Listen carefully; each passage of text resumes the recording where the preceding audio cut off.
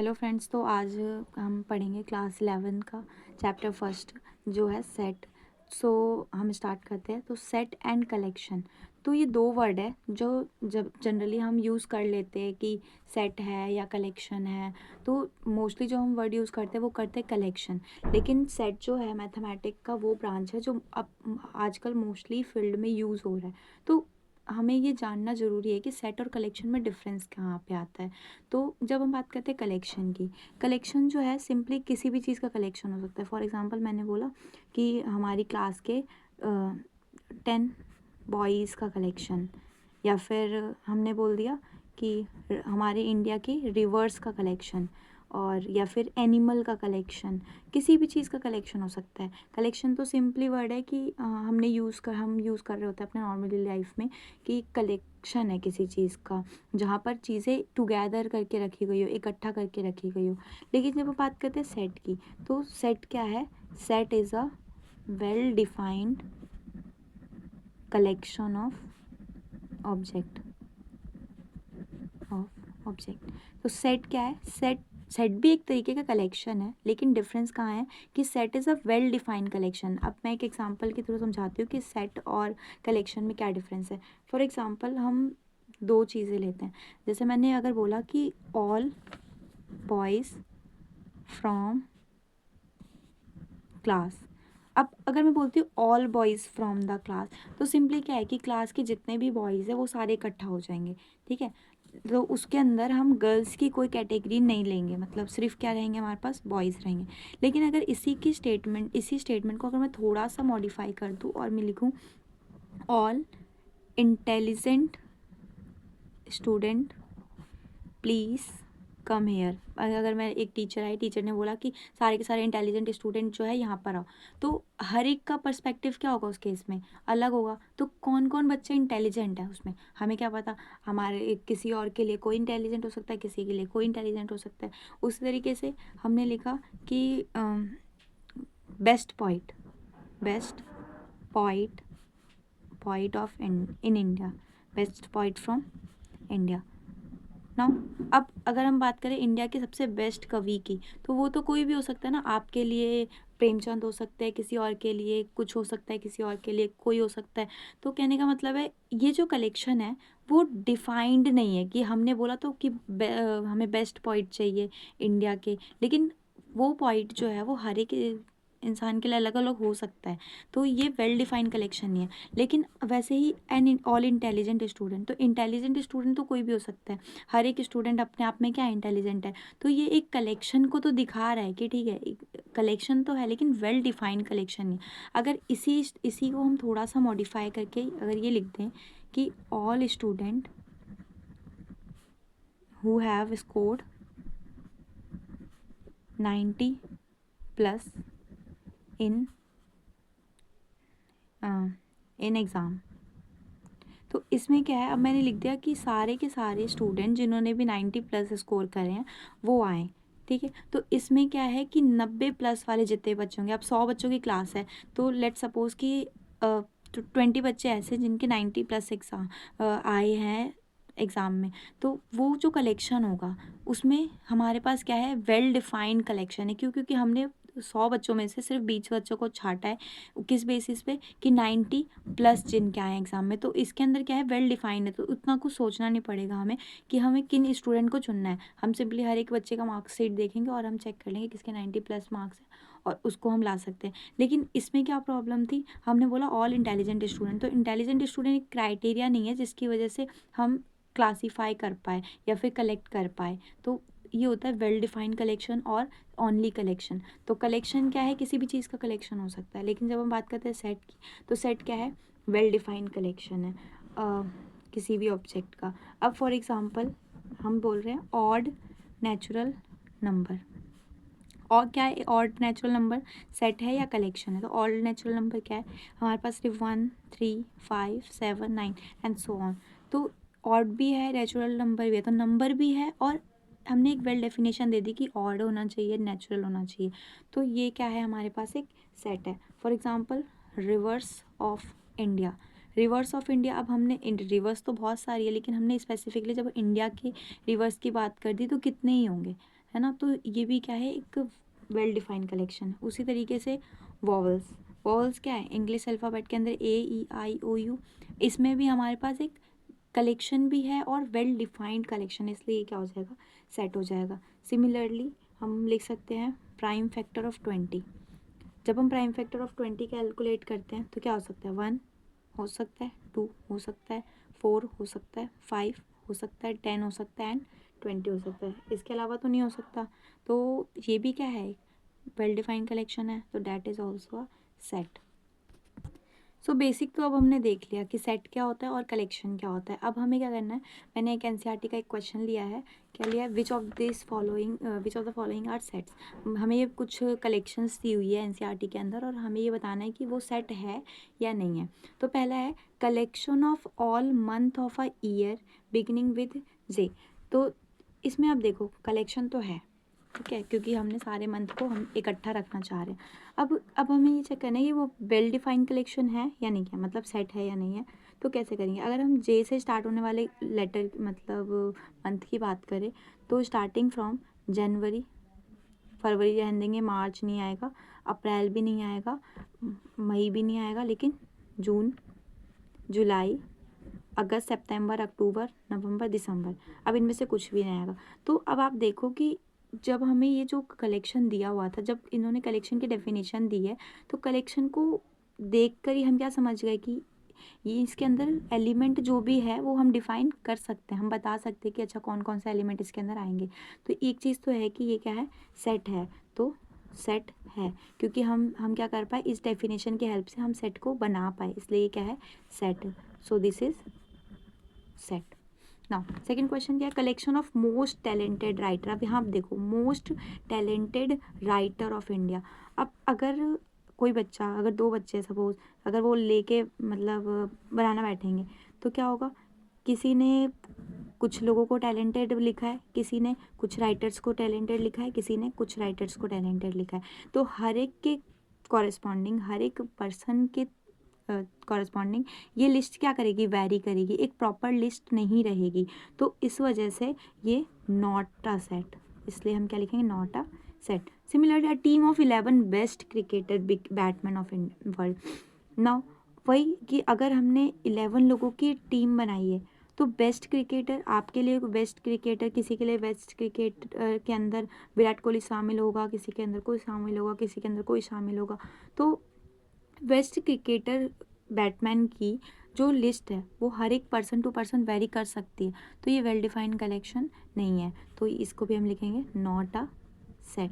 Now collection of all boys in your class. अब मेरे को एक बात बताओ, जब यहाँ पर पहले ही लिख दिया कि कलेक्शन ऑफ, यहाँ पे ऑल भी आएगा, collection of all boys in your class, तो इसमें क्या और कुछ डिफाइन करने की ज़रूरत है, नहीं। मान लो कि क्लास के अंदर 80 स्टूडेंट है, उसमें से 35 जो है बॉयज़ है, तो ये सारे के सारे कलेक्शंस जो है वो हम सारे बॉयज़ के नाम लिख सकते हैं, तो इसलिए ये भी क्या है, एक सेट है।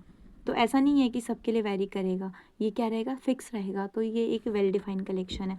Now similarly all natural number less than 100, 100 से छोटे जितने भी नेचुरल नंबर क्या आएंगे, 1 2 3 4 एंड 99 तक छोटे, ये सारे आ जाएंगे।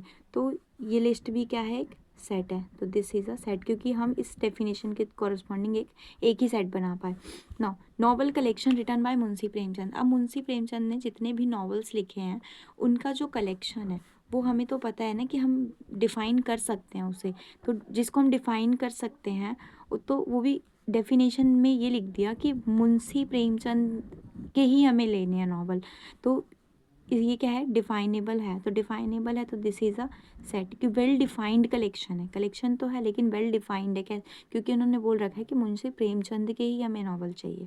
नाउ अगर यहाँ पे ये लिखा होता कलेक्शन ऑफ बेस्ट नॉवल, तो बेस्ट नॉवल कौन से बेस्ट नॉवल, किसी के लिए बेस्ट नॉवल कुछ है, किसी के लिए कुछ है, तो जनरली जो कलेक्शन और सेट में जो मेन डिफरेंस ये वर्ड ला देते हैं कि बेस्ट, मोस्ट और ये सब। तो नेक्स्ट है collection of all even integer. अब इवन इंटीजर के अंदर क्या क्या आ सकता है, -2 0, इधर भी ये हो जाएगा infinite loop, infinite set, sorry loop बोल दिया, ये हो जाएगा इनफाइनाइट सेट, क्योंकि इसके अंदर बहुत सारे एलिमेंट आ सकते हैं, तो ये भी क्या है, एक सेट है। अभी हम बात करेंगे कि इनफाइनाइट सेट क्या होता है, फाइनाइट सेट क्या होता है, नहीं आगे की वीडियोस में। Now collection of question in this chapter. अब यूनिट 1 में जितने भी चैप्टर्स, यूनिट 1 में जितने भी क्वेश्चंस होंगे उनको हम एक सेट में ला सकते हैं। वेल डिफाइंड कलेक्शन है वो, तो इसलिए क्या हो जाएगा, दिस इज अ सेट। अब नेक्स्ट क्या है, last, collection of most dangerous animal of the world. अब किसी के लिए मोस्ट डेंजरस एलिमेंट टाइगर हो सकता है, किसी के लिए लायन हो सकता है, किसी के लिए बियर हो सकता है, किसी के लिए कुछ हो सकता है, किसी के लिए एक चूहा भी एक मोस्ट डेंजरस एनिमल की तरह हो सकता है। तो ये वेल डिफाइंड कलेक्शन नहीं है, तो हम लिखेंगे this is not a set. So ये जो क्वेश्चन है वो एनसीईआरटी का है, तो इसे एक बार आप समझ ले, फिर हम नेक्स्ट कंटिन्यू करते हैं। सो अब हमने देख लिया सेट और कलेक्शन क्या होता है, और आई होप कि आपको बहुत अच्छे से समझ में भी आ गया होगा। तो जो नेक्स्ट टॉपिक है वो आता है हमारे पास, representation of set. Representation of set. अब सेट को रिप्रेजेंट करने के लिए, मतलब मैथमेटिकल टर्म में हम उसको किस तरीके से लिखते हैं, उसके दो फॉर्म है। सबसे पहला फॉर्म है हमारे पास रोस्टर फॉर्म, और सेकंड है हमारे पास सेट बिल्डर फॉर्म। अब एक एक करके देखेंगे। तो पहला है फिर कि रोस्टर फॉर्म क्या होता है, तो पहले हम देखेंगे दोनों क्या होते हैं, रोस्टर फॉर्म क्या होता है, सेट बिल्डर फॉर्म क्या होता है। उसके बाद ना हम कन्वर्जन सीखेंगे कि कैसे हम एक रोस्टर फॉर्म को हम सेट बिल्डर फॉर्म में कर सकते हैं कन्वर्ट, और कैसे हम एक सेट बिल्डर फॉर्म को रोस्टर फॉर्म में कन्वर्ट कर सकते हैं। तो पहला है हमारे पास रोस्टर फॉर्म।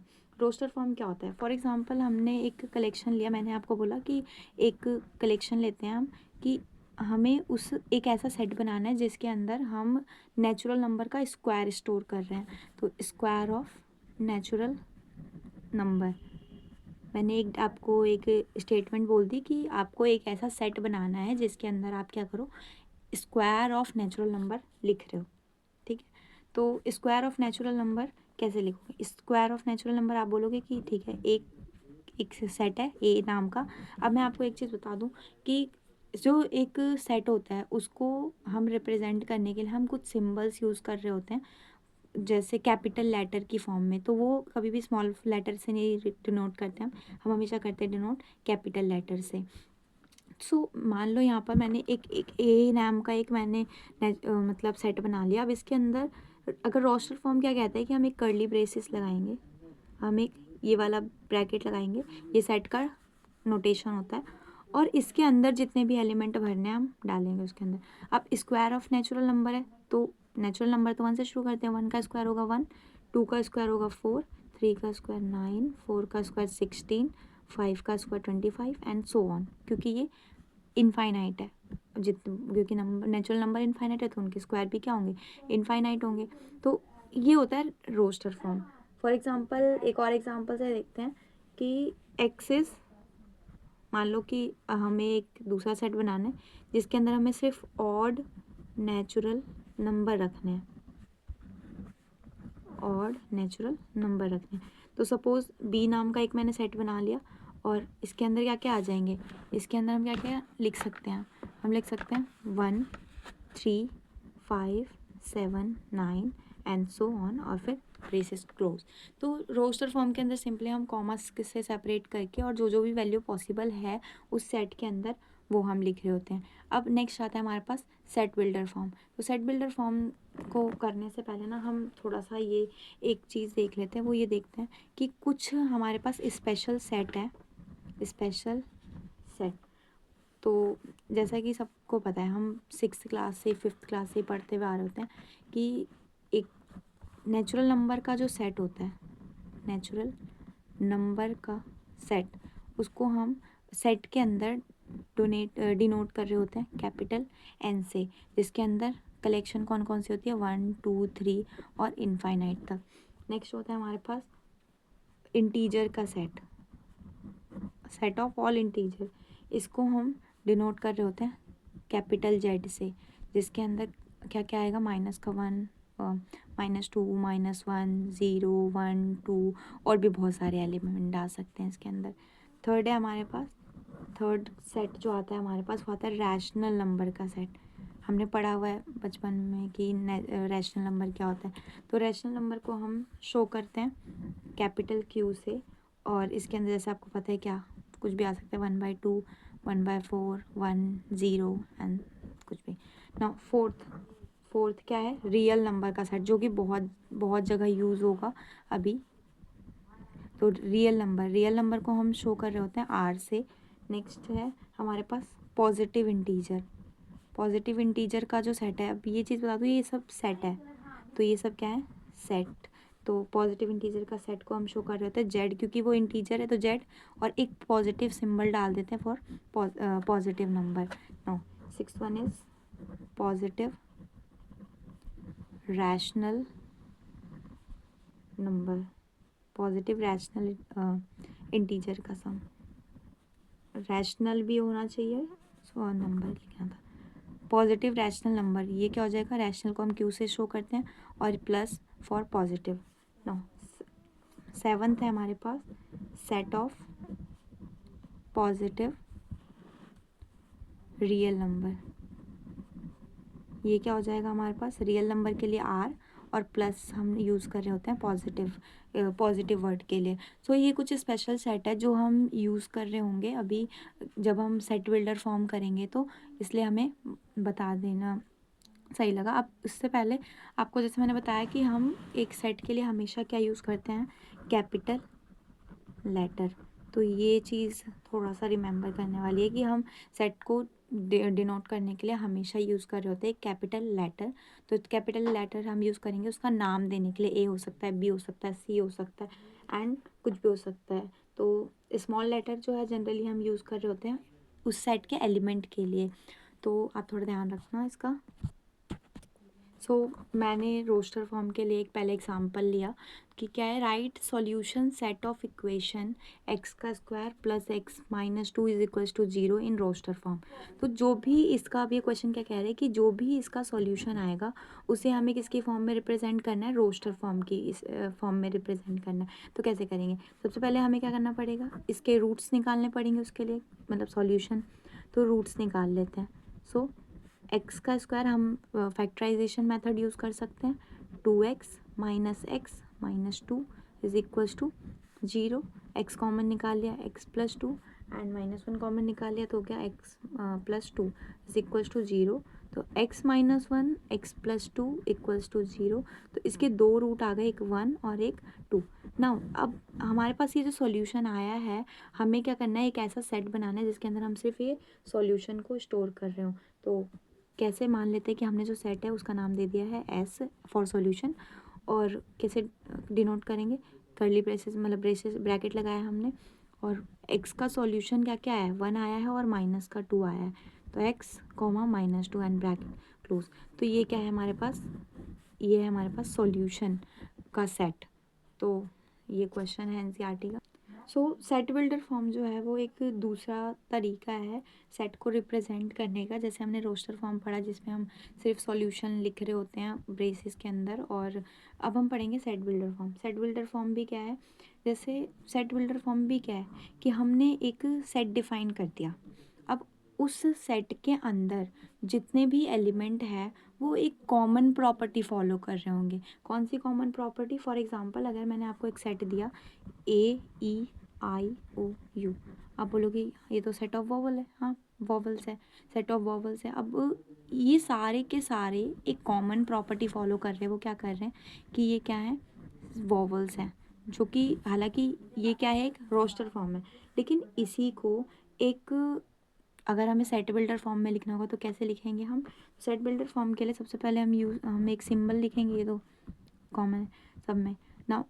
कैसे लिखेंगे, इसके एक एक एलिमेंट, उसको हमने कुछ नाम दे दिया एक्स, कोई भी एलिमेंट है एक्स, ये यूज़ करते हैं हम फॉर सच डैट, इसको क्या बोलते हैं, such that x is a vowel to English alphabet. Now पहले हमने ब्रैकेट लगाया, अब मैं यहाँ पे जो एक्स यूज़ कर रही हूँ, एक्स क्या है, एक्स एक एक सिंगल एलिमेंट होगा, element of set of vowel. कहने का मतलब है अब ये जो एक्स है, एक्स से रिलेटेड मैं इस वाले सेट के अंदर जितनी भी प्रॉपर्टी लिखूँगी, वो सारी की सारी प्रॉपर्टी कौन फॉलो कर रहा होगा, इससे रिजल्टेंट जो सेट बनेगा वो। तो अगर मैंने यहाँ लिखा है V x such that x is a vowel to English alphabet, तो यहाँ पे एक्स का मतलब क्या है, इस सेट के अंदर जो भी एक एलिमेंट है उसको हम एक्स से डिनोट कर रहे हैं। तो एक्स जो है वो सच डैट एक्स क्या होगा, वोवल होगा इंग्लिश अल्फ़ाबेट का। मतलब जैसे ए आया तो ए वोवल है, तो ठीक है, तो ये सेट के इनसाइड आएगा। ई ई क्या है, देखा हमने ई आया, ठीक है, तो ई क्या इंग्लिश का वोवल है, इंग्लिश अल्फ़ाबेट का वोवल है कहाँ, तो ठीक है, तो ये सेट के अंदर आएगा। लेकिन जैसे ही मैं बोलूँ कि एक्स, सॉरी तो और कुछ ले लेते हैं, सी ले लेते हैं सपोज, सी, क्या सी वोवल है, अगर सी वोवल नहीं है तो सी जो है इससे बनने वाले सेट का भी पार्ट नहीं है। वैसे ही बी, बी ले लिया, क्या बी वोवल है, नहीं है, तो बी वोवल नहीं है तो इस सेट का पार्ट वो नहीं है। तो सेट बिल्डर फॉर्म में क्या करते हैं हम इस फॉर्म में रिप्रेजेंट करते हैं। तो जनरली हम इंग्लिश की फॉर्म में उसको रिप्रेजेंट कर रहे होते हैं। फॉर एग्जांपल एक क्वेश्चन ले लेते हैं, फिर देखते हैं कि क्या होता है। जैसे हमने एक एनसीईआरटी का एग्जांपल लिया कि 1 4 9 16 25 एंड सो ऑन, इसको हमें सेट बिल्डर फॉर्म लिखना है। अब अगर आप ध्यान से देखो तो यहाँ पे जितने भी एलिमेंट है वो एक कॉमन प्रॉपर्टी फॉलो कर रहे हैं, क्या, कि वो नेचुरल नंबर का स्क्वायर है, सबके सब square of natural number, square of natural numbers. तो देखो 1 जो है 1 का स्क्वायर, 4 जो है 2 का स्क्वायर, 3 का, 4 का, 5 का एंड सो ऑन। तो हमें एक कॉमन प्रॉपर्टी तो दिख गई, क्या, कि x जो है ये जो है x का स्क्वायर है, और जहाँ पर यहाँ ये जो x है मेरा वो क्या है, एक नेचुरल नंबर। अब इसको रोस्टर फॉर्म में ये दिया हुआ है, अब हमें क्या करना है, इसको सेट बिल्डर फॉर्म में कन्वर्ट करना है। कैसे करेंगे, सपोज मैंने एक सेट नाम ले लिया ए, सबसे पहले हम क्या लिखेंगे, x सच डैट, क्या होना चाहिए property, x is a square of natural numbers. तो x जो है, x मतलब यहाँ का एलिमेंट, तो यहाँ का एक एक एलिमेंट क्या प्रॉपर्टी फॉलो करेगा, कि वो स्क्वायर होगा नेचुरल नंबर का। अब इसको और अच्छे से अगर हम लिखना चाहते हैं तो वो कैसे लिखेंगे, a is equals to x such that x जो है मेरा वो किसके बराबर हो जाएगा, कोई भी n का स्क्वायर। अब आप सोचोगे यहाँ पे n क्या है, तो n क्या है, where n belongs to natural number. तो इसको थोड़ा मैथमेटिकल अच्छा दिखाने के लिए हम इसकी जगह ये भी अल्टरनेटिवली यूज़ कर सकते हैं। तो x मतलब इसका एलिमेंट जो हमने यहाँ पे भी लिखा है x, ठीक है। अब ये जो x है मेरा, एक एक एलिमेंट जो होगा वो किसके बराबर होगा, n का स्क्वायर, और n क्या है यहाँ पर, n जो है नेचुरल नंबर। तो फॉर एग्जांपल अगर n की वैल्यू 1 है तो x की वैल्यू क्या हो जाएगी, 1 का स्क्वायर 1। अगर n की वैल्यू 2 है तो x की वैल्यू 2 का स्क्वायर 4। n की वैल्यू 3 है तो x इज इक्वल टू 3 का स्क्वायर 9। n की वैल्यू 4 है तो x 4 का स्क्वायर तो 16, और वो सो ऑन चलता रहेगा। तो n क्या है, कोई भी एक ऐसा एलिमेंट, कोई भी एक ऐसा एलिमेंट जो किसको किस में आ रहा हो, नेचुरल नंबर। अभी मैंने आपको बताया था जस्ट पीछे बैक में कि n जो है मेरा वो क्या है, सेट ऑफ नेचुरल नंबर है, नेचुरल नंबर का एक सेट होता है। तो इसको शो करने के लिए हम n यूज़ करते हैं। सो ये होता है सेट बिल्डर फॉर्म, जिसके अंदर हम क्या क्या लिखते हैं, हम ऐसे लिखते हैं x such that x is a, फिर कंडीशन, फिर वैसे ही x सच डैट कंडीशन, और भी कुछ कंडीशन है तो वो भी हम ऐड कर सकते हैं। तो उसके लिए अभी हम एग्जांपल सॉल्व करते हैं बहुत सारे। चलो लेट्स गो। सो ये मैंने एनसीईआरटी का एक एग्जांपल उठाया है, इसको सॉल्व करना है। फॉर चलो अब देखो यहाँ पर, अब यहाँ पर सबसे पहले अगर हम देखें तो ये सिर्फ 3 3 6, इसके इस सेट के अंदर कितने एलिमेंट है, सिर्फ 6 एलिमेंट है। तो इतना तो पता चल गया कि इसकी एक स्पेसिफिक रेंज होगी, मतलब ये इनफाइनाइट नहीं है जो हमने लिख दिया और हो गया। तो हमें क्या करना पड़ेगा, एक रेंज सेट करना पड़ेगा। अब पहले हमें ये चेक करना पड़ेगा कि इसके अंदर पैटर्न क्या फॉलो हो रहा है, ताकि हम जब हम एक्स की कंडीशन को डिफाइन करें तो हमारे पास एक कांस्टेंट कंडीशन हो जो सारे के सारे एलिमेंट फॉलो कर रहे हो। तो जैसे यहाँ देखो, यहाँ अगर 1 है तो यहाँ 2 है, यहाँ 2 है तो यहाँ क्या है 3, यहाँ 3 है तो यहाँ क्या है 4, यहाँ 4 है तो यहाँ 5, यहाँ 5 है तो यहाँ 6, यहाँ 6 है तो यहाँ 7। तो हम क्या नोटिस कर रहे हैं कि ऊपर जो भी है उसका एक प्लस क्या है, नीचे है ना। तो इसको अगर और अच्छे से लिखना है तो क्या लिखेंगे, मान लो एक सेट है ए सच डैट, अब यहाँ पर मान लो कुछ भी है n है सपोज, तो नीचे क्या आएगा n+1 आएगा।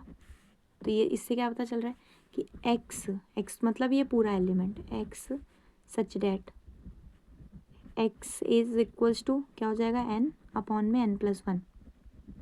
अब यहाँ पर हमें ये बताना पड़ेगा कि n क्या है, तो where n belongs to natural number. लेकिन नेचुरल नंबर तो इनफाइनाइट होता है, तो हमें इसको क्या करना पड़ेगा, एक कंडीशन भी सेट करनी पड़ेगी, क्योंकि ये सिर्फ कहाँ तक जा रहा है, 1 से लेके ये सिर्फ 6 तक जा रहा है और आगे फॉलो नहीं हो रहा है। तो हमें लिखना पड़ेगा and n is less than greater than equals to 1 and less than equals to 7। अब ये क्या करेगा, अब हम देखते हैं कि ये कैसे हर एक एलिमेंट इसको फॉलो कर रहा है। सपोज पहले यहाँ पर कंडीशन है 1 के लिए, 1 जब हम रखेंगे तो x की वैल्यू क्या आ जाएगी 1/2। मैंने रखा 2 के लिए इसकी वैल्यू क्या आ जाएगी 2/3, 3 रखा तो 3/4, 4 रखा तो 4/5, 5/6 एंड लास्ट हम 6 तो 6/7। अब ये सिर्फ 6 तक जा रहा है, तो हमारे पास सिर्फ इतने ही एलिमेंट होंगे और ये आ गया हमारे पास रिजल्टेंट सेट। तो ये जो है हमारे पास ये क्या है, सेट बिल्डर फॉर्म में रिप्रेजेंट करने का एक मेथड। नाउ एक और ले लेते हैं, फिर हम आगे बढ़ेंगे। जैसे कि मेरे को बोला हुआ है कि 2, 4, 8, 16, 32। अब हमसे पूछ रहे हैं इसको सेट बिल्डर फॉर्म में हम कैसे लिखेंगे। तो अब अगर हम यहाँ देखें तो ये क्या है 2 की पावर 1, 4 क्या है 2 की पावर 2, 2 की पावर 3, 2 की पावर 4, 2 की पावर 5। सबसे पहले तो हमने ये देखा कि ये क्या है, एक फाइनाइट नंबर का सेट है, मतलब इसमें अनगिनत नंबर नहीं है, इसमें हम जो जितने भी नंबर है उसको काउंट कर सकते हैं। दूसरी चीज़ क्या कि इनमें जो भी एलिमेंट है ये समथिंग 2 की पावर में, तो हम इससे जो सेट बनाएंगे कैसे लिखेंगे, मान लो मैंने सेट का नाम दे दिया बी। क्या होगा, इसमें एक एक एलिमेंट क्या प्रॉपर्टी फॉलो करेंगे कि x जो है वो 2 की पावर n है, 2 की पावर में आ रहा है, तो इसलिए हमने लिख दिया कि ये 2 की पावर क्या है n। नाउ अब मुझे n की कंडीशन भी सेट करनी पड़ेगी, तो हम लिख देंगे where n belongs to natural number and सबसे बड़ी चीज़ कि n इनफाइनाइट नहीं है, n फाइनाइट है, तो उसके लिए मुझे बताना पड़ेगा कि ये जो n है मेरा वो 1 से बड़ा या 1 के बराबर है और 5 से क्या है छोटा है। तो या इसकी जगह पे सिंपली हम ये भी लिख सकते हैं कि n जो है वो लेस देन 5 है। अब लेस देन 5 आप सोचोगे कि यहाँ पे 0 भी काउंट हो सकता है, -1 भी काउंट हो सकता है, नहीं होगा। क्यों नहीं होगा, क्योंकि हमने बोल दिया कि n क्या है, एक नेचुरल नंबर है। तो इसको रिप्लेस हम इससे भी कर सकते हैं, डायरेक्ट हमने लिख दिया। तो ये किस किस को लेगा, सिर्फ 4 को लेगा, हमें इक्वल को भी लगाना पड़ेगा, तो 5 को लेगा, 4 को, 3 को, 2 को और 1 को। तो बस ये इतने के लिए कंडीशन रन करेगा और फिर ये ब्रेक हो जाएगा, मतलब और नहीं आएगा। ऑब्वियसली कोडिंग थोड़ी है जो ब्रेक हो जाएगा, लेकिन सिर्फ इतना ही आएगा। तो अब नेक्स्ट क्वेश्चन देखते हैं हम। तो एक और क्वेश्चन ले लेते हैं। एक और क्वेश्चन क्या है कि सपोज हमें एक सेट दे रखा है रोस्टर फॉर्म में 1, 4, 9 और 100। अब इसके अगर आप एलिमेंट देखो तो 1 अगेन 1 जो है वो 1 का स्क्वायर है, 4 2 का, 9 3 का, और ऐसे सोन चल रहा है, और 100 जो है वो 10 का स्क्वायर है। तो अगेन बी, मान लो ए कोई सेट है, x such that x is equals to n का स्क्वायर, वेयर एन क्या है नेचुरल नंबर है and n is less than equals to 10। तो ये भी बहुत सिंपल था। तो अब नेक्स्ट करते हैं हम। सो नेक्स्ट क्वेश्चन है डी एक सेट है x such that x is a letter in the word loyal. अब लॉयल एक वर्ड है LOYAL, और हमें क्या करना है, इसके जितने भी लेटर आ रहे हैं इस वर्ड के अंदर उसको हमें एक सेट में लिखना है रोस्टर फॉर्म के अंदर। तो ये देखो ये सेट ये जो है हमें सेट बिल्डर फॉर्म में दिया हुआ है, तो सेट बिल्डर फॉर्म से हमें रोस्टर फॉर्म में कन्वर्ट करना है। क्या करेंगे, सिंपल है, D इज इक्वल्स टू, इसके अंदर कौन कौन से लेटर आ रहे हैं। तो इसके लिए हमें एक चीज़ ध्यान क्या रखना है कि सेट के अंदर हमेशा क्या आता है, यूनिक कलेक्शन होता है, यूनिक कलेक्शन होता है ऑब्जेक्ट का, मतलब रिपीटेशन अलाउड नहीं होती है सेट के अंदर। फॉर एग्जांपल अगर आपके सेट के अंदर 1 अगर आ चुका है तो 1 दोबारा नहीं आएगा। उसी तरीके से अगर हमने यहाँ लिखा तो L आया, ठीक है, O था क्या, नहीं था, तो O, Y नहीं था तो लिख दिया Y, A नहीं था तो लिख दिया। लेकिन जब हम एल पे जाएंगे अगेन, तो एल जो है यहाँ पर है, तो सेट अलाउड नहीं करता है डुप्लीकेसी को, तो सेट क्या करता है, सिर्फ यूनिक कलेक्शन लेता है। तो हमारे पास सिर्फ डी के अंदर ये आ जाएगा। उसी तरीके से सपोज आपके पास अगर वर्ड होता बेटर, और अगर हम बोलते हैं कि इसको सेट की फॉर्म में लिखो, तो रोस्टर फॉर्म की फॉर्म में लिखो, तो क्या करते हैं आप, ए बी था, बी लिखा, ई था लिखा, टी नहीं आया था तो लिख दिया। अगेन अगर जैसे ई पे आते तो ई आ रखा है तो सेट अलाउ नहीं करेगा, नहीं लिखेंगे हम, तो सिर्फ आर, तो ये हो जाएगा हमारे पास रोस्टर फॉर्म सेट का। तो नेक्स्ट, एक और लास्ट कॉन्सेप्ट है आज इस वीडियो का, वो ये है कि आपको एक सेट दे रखा है 1 2 3 4 5 6, और एक कॉन्सेप्ट आता है बिलोंग्स टू, इसको हम क्या बोलते हैं, सिंबल को हम बोलते हैं बिलोंग्स टू, और इसको हम बोलते हैं नॉट बिलोंग्स टू। अगर हमें चेक करना होता है कि पर्टिकुलर एलिमेंट जो है वो सेट का हिस्सा है या नहीं है, तो वो हम कैसे चेक करेंगे, वो हम मतलब उसको बताने का एक तरीका है क्या, बिलोंग्स टू या not belongs to. For example set में क्या क्या है, 1 2 3 4 5 6, अब मैं अगर बोलूँ 5 क्या इसके अंदर आ रहा है, तो आप बोलोगे हाँ आ रहा है, तो हम लिखेंगे 5 बिलोंग्स टू ए। 8 क्या आ रहा है इसके अंदर, नॉट बिलोंग्स, तो नॉट बिलोंग्स टू ए। 4 देखा आ रहा है तो बिलोंग्स टू ए। 0 नहीं आ रहा तो नॉट बिलोंग्स टू ए। 2 आ रहा है तो बिलोंग्स टू ए। 10 नहीं आ रहा तो नॉट बिलोंग्स टू ए। तो ये बहुत ही मिनी सा कॉन्सेप्ट था। अब देखते हैं क्या रहता है। वीडियो को एंड करते हैं एक लास्ट क्वेश्चन के साथ, वो है कि हमें एक सेट दे रखा है बी की वैल्यू क्या है, मतलब बी जो सेट है उसके अंदर कौन कौन से एलिमेंट आ रहे हैं, एक्स सच डैट एक्स एक इंटीजर होना चाहिए। तो इसने एक बाउंड्री सेट कर दी कि एक्स क्या होना चाहिए, एक इंटीजर होना चाहिए, और दूसरी चीज़ कि एक्स इसके बीच में लाई करना चाहिए। तो अगर मैं बी एक सेट बनाऊँ, तो आप एक बात बताओ, माइनस का हाफ है, माइनस का हाफ के बाद जो जस्ट इंटीजर आता है वो क्या आता है हमारे पास, माइनस का अगर 0.5 है तो इसके बाद अगला जो एलिमेंट आएगा वो 0 आएगा, 0। उसके बाद इंटीजर वर्ड डाल, इन सिर्फ हमें इंटीजर डालना है, तो हम उसके बीच के सबको हमें स्किप करना पड़ेगा, तो 1 2। अब ये क्या है हमारे पास 4.5, 4.5 से छोटा क्या आएगा 4, 4.5 इंक्लूडेड नहीं है तो हम नहीं लेंगे, तो हम 4, तो 1 0 1 2 3 एंड 4। तो ये क्या आ गया, बी सेट आ गया हमारे पास, जिसके अंदर सिर्फ एक इंटीजर है, और जो भी एक्स है वो रेंज कौन सी रेंज में लाई कर रहा है, माइनस हाफ से 4.5। सो थैंक यू फ्रेंड, और अगर आपको वीडियो पसंद आया हो तो लाइक ज़रूर कर दें, and please subscribe my channel. अब हम नेक्स्ट वीडियोस में ये कवर कर रहे होंगे इस सेट के बहुत, इससे रिलेटेड बहुत सारे कॉन्सेप्ट है। एम्प्टी सेट का कंसेप्ट, फाइनाइट इनफाइनाइट सेट का कंसेप्ट है, और सबसेट का कंसेप्ट है, वेन डायग्राम का कंसेप्ट है। तो अगर आपको वो देखना है तो please come to next lecture. Thank you.